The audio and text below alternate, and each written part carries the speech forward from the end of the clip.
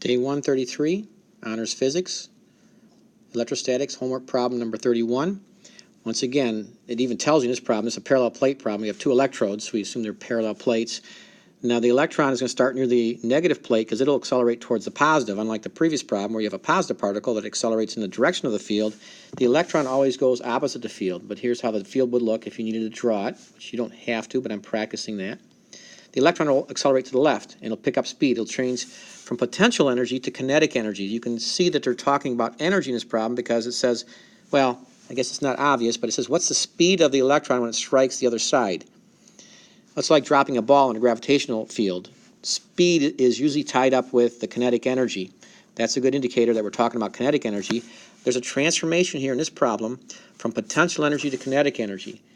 Once again, with practice, you'll know which equation to use, but the most direct way to do this problem is delta V equals delta U over Q, where potential difference in this problem is 15. So they give you this as 15, and the charge is the 1.60. So you're given this, the charge of the electron. You don't need to plug in the negative here. What's going to happen is going to lose potential energy. If you plug those two numbers in, so the delta V of 15, the Q of 1.6 times 10 to the negative 19th, you can figure out the delta U, the change or loss in potential energy, which will then be the gain in kinetic energy.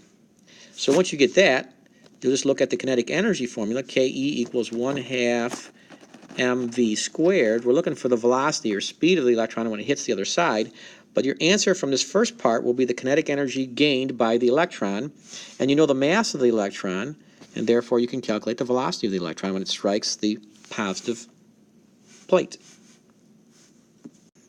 Or I could say positive electrode.